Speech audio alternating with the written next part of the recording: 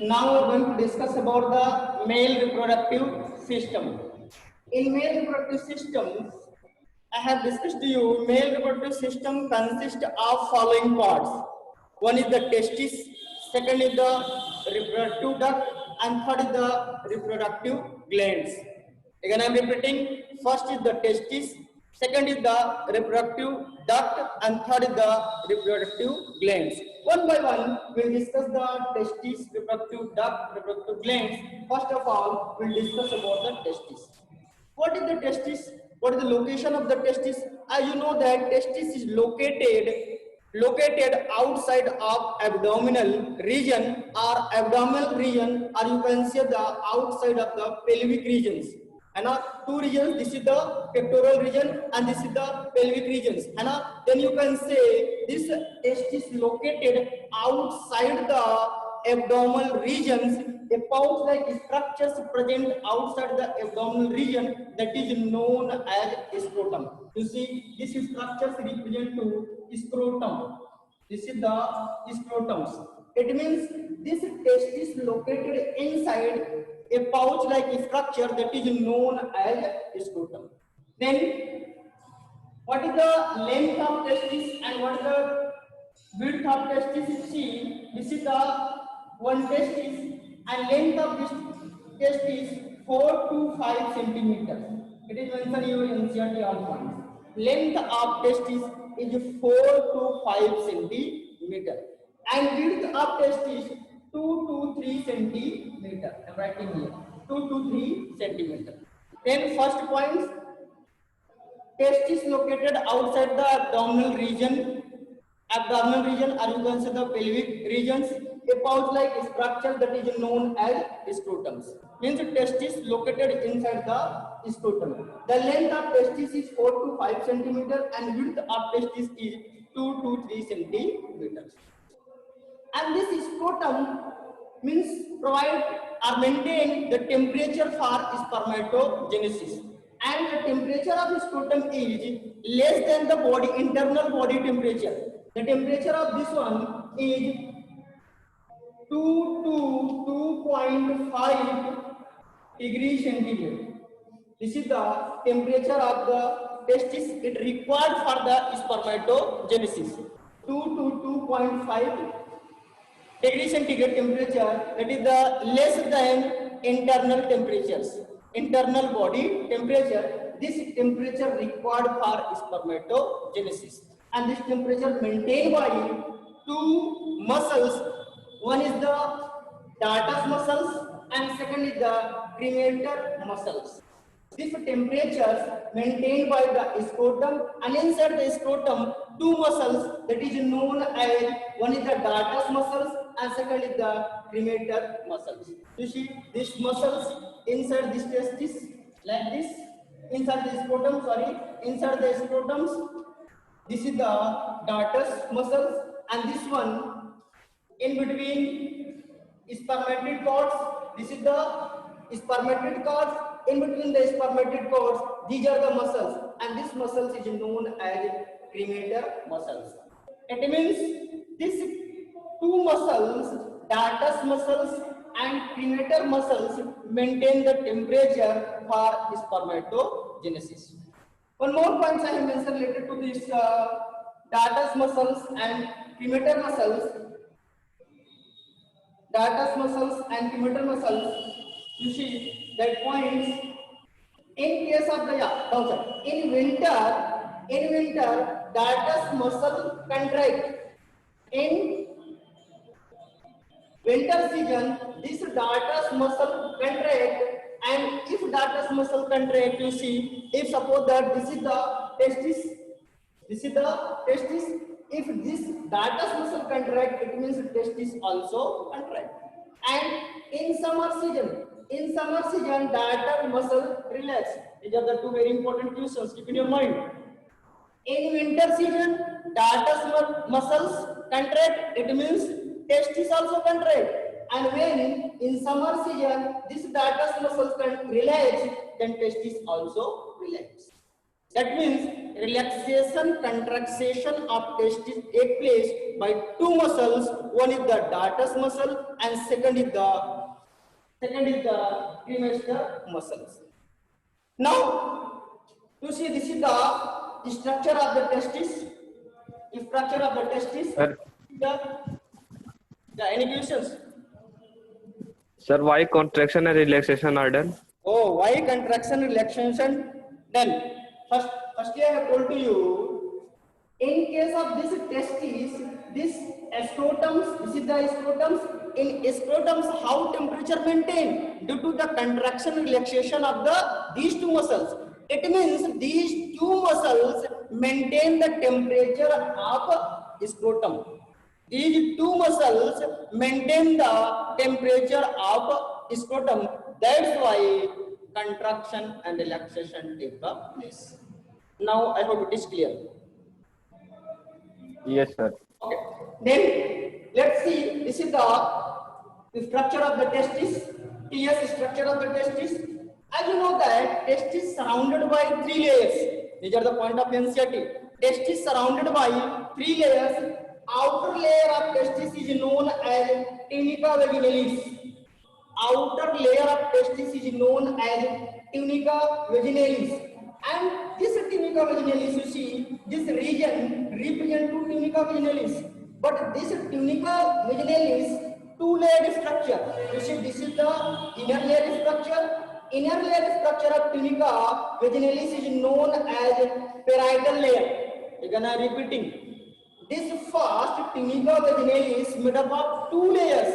That means inner layer is known as this visceral layer and outer layer is known as parietal layer. That means this testis surrounded by three layers. Outer layer of testis is known as tunica vaginalis and inner layer of this tunica vaginalis, or you can say the middle layer, second layer is known as tunica albuginea, and third layer, innermost layer of this testis is known as tunica vesiculosa. But out of these three layers, this outermost layer of testis made up of two layers. Upper layer, this is known as parietal layer, and this is the visceral layer. And these parietal visceral layer constitute the tunica vaginalis. Now, this chest is surrounded by three layers. One is the tunica vaginalis, second is the tunica albuginea, third is the tunica vesiculosa. And this tunica vaginalis made up of two layers. One is the outer layer is known as parietal layer, second is the visceral layers. This is the tunica testicular lobules. Now, you see inside this tunica vesiculosa, this is structures. It means this testis contain 250 compartments. It is mentioned in NCERT. Testis contain 250 compartments, and that 250 compartment is known as testicular lobules. 250 compartment present in the testis, and that compartment is known as testicular lobules. But I have made very less 2-3 testicular lobules. I have mentioned here also, you see TL represent to the testicular lobules. This region represent to the testicular lobules. And each testicular lobules contain 1 to 3 coiled structure that is known as seminiferous tubules. These are the very important line, and it is all the points mentioned in the NCERT. Again, I am repeating. Each testis means in case of the human males, it contains one pair testis, one pair in number 2, and each testis contains 250 compartments. 250 compartments, you see, these are the like this 250 compartments, but I have made only 250 compartments, and each compartment consists of coiled structure that is known as testicular lobules. I've written here that is known as testicular. I'm writing here testicular lobule. Testicular lobules. testicular lobules. This is the layer and compartment of testis. Three layers surrounded the testis. Outer is known as tunica vaginalis. Second is the tunica alginea. Third is the tunica vesiculosa. And each testis contains 250 compartment, that is known as coiled structure present in each testicular compartment, that is known as seminiferous tubules. That is the coiled structure. Now we will see the seminiferous tubules. See, this is the seminiferous tubules. Testicular lobules, and each testicular lobules contain 1 to 3 coiled structure, that is known as seminiferous tubules. And in seminiferous tubules, formation of sperm takes place, and that process is known as spermatogenesis. Again, I am repeating. Each testis contains 250 compartments, and each compartment is known as testicular lobules. And in each testicular lobules, 1 to 3 coiled structure present, that is known as seminiferous tubules. And seminiferous tubules is responsible for formation of the sperm. That means that process is known as spermatogenesis. Now, you see, this is the structures of testis, and it contains the 250 compartments, that is known as testicular lobules. Inside the testicular lobules, this coiled structures Hello. seminiferous tubules. This is the coiled structures, and these coiled structures represent the seminiferous tubules. And in seminiferous tubules, formation of the sperm takes place. Now, you see, this seminiferous tubules erect positions. It made a tubular structures. It is known as tubuli recti. That means erect and tubular portion of seminiferous tubules is known as tubuli recti, and this tubuli recti pour in these structures, and these structures is known as rete testis. These are the very important points.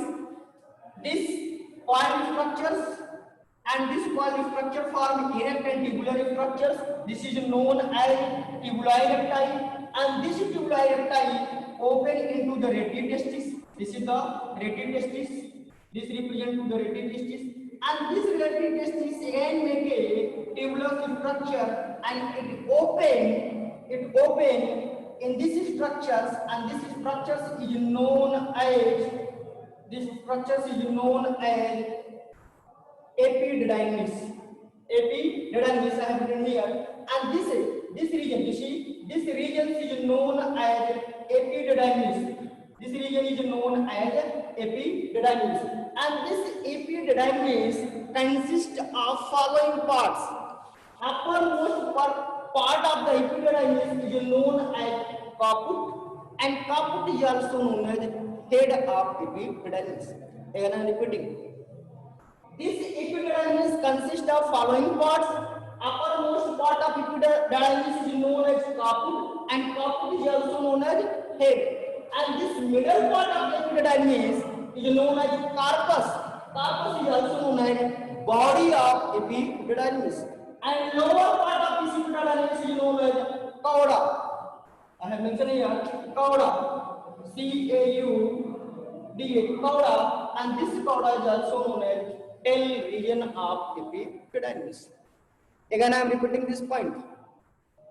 This epididymis, this tubular structure, elongated tubular structure is known as epididymis, and epididymis consists of following parts. Upper part of epididymis is known as caput, and caput is also known as head, and the body of this epididymis represents to the corpus. In bracket I have written the body, and lower part of the epididymis represents the cauda region. A cauda region is the tail region of epididymis. Now this epididymis open in a loop like structure that is known as vasa deferens. This is known as vasa deferens. Before the vasa deferens, you see this rete testis open or pour inside this this region that is known as epididymis, and this rete testis open inside the epididymis through a tubular structure that is known as vasa efferentia. All the points clear? This is the rete testis, and this rete testis open into the epididymis regions through a tubular structure. You see, this is the tubular structure. This tubular structure is known as vasa efferentia. Rete testis open into the epididymis region through the vasa efferentia, and this epididymis make this coil structures loop, and this loop is known as vasa deferentia or vasa deferens.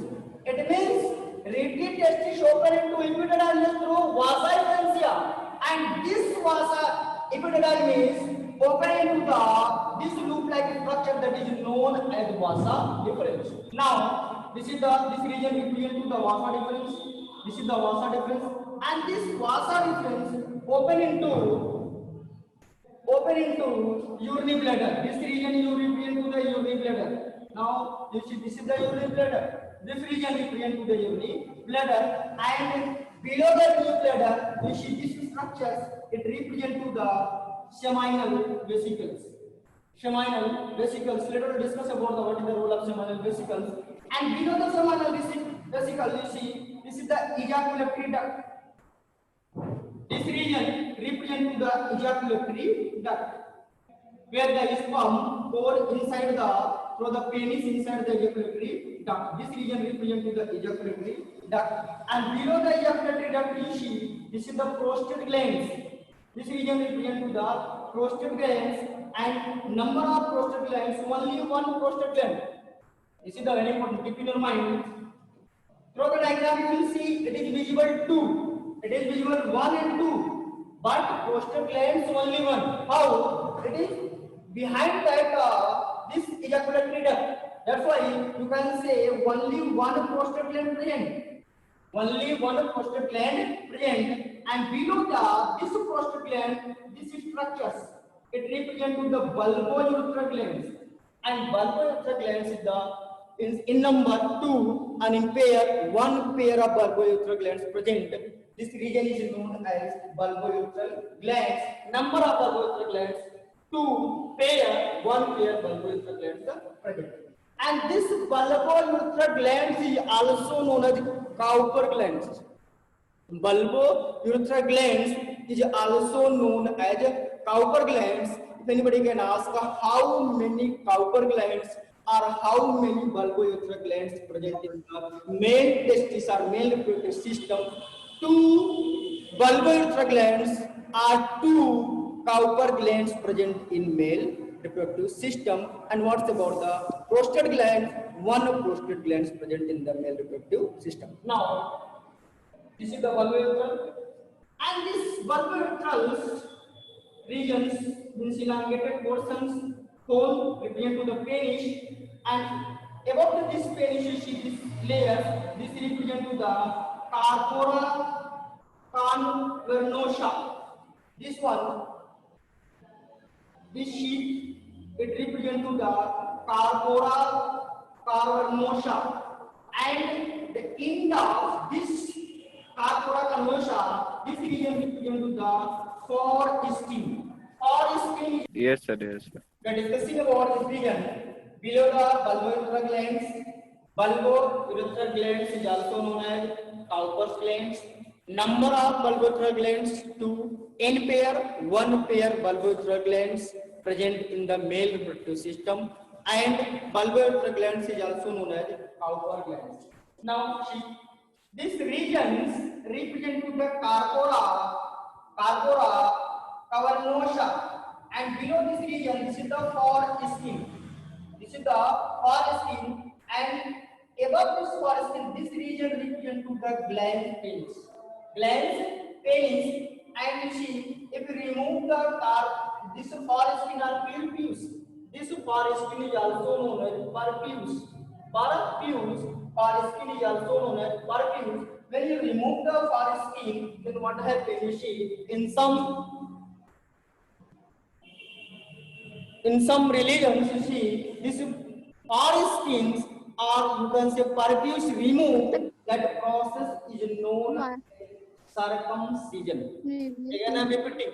In some religions, this foreskin or purpose is removed, that process is known as circumcision. Like in the Muslim, Yahudi, that foreskins or you can say purpose removed, that process is known as circumcision. I have written here, surgical removal of foreskin or purpose is known as circumcision. Surgically removal of foreskin or purpose is known as circumcision. And cryptorchidisms, what are the cryptorchidisms? If testis fail to descend means in previous slide we have discussed about, in lecture we have discussed about the how means the testis formation take place and in which month it will descend to the scrotum side. Formation of, again I am repeating, formation of testis take place after 3 months. After pregnancy, 3 months formation of the testis take place. But this testis after 7th month descend inside the scrotum side. Formation of testis take place. Pregnancy means pregnancy after 3 months, but this testis means descend inside the scrotum side after 7th month. If it will not descend after 7 months, what happens? It will create the disease that is known as cryptorchidisms. Then anyhow, surgical operations take place. Then it again means descend inside the scrotum side. Now, cryptorchidisms means if testis fail to descend inside the scrotum, that is known as the cryptorchidisms. Next point, arthritis. Arthritis means when testis swell up. Inflammation of testis is known as arthritis. Next point, juvenaculums. What is the juvenaculum? This is the very important. These regions, if this is the testis, this represent to the juvenaculums. That means you can say it is a fibrous cord that extends from the caudal end of testis. It is a fibrous cord that extends from the caudal end of testis. This is the overall explanation about male reproductive systems.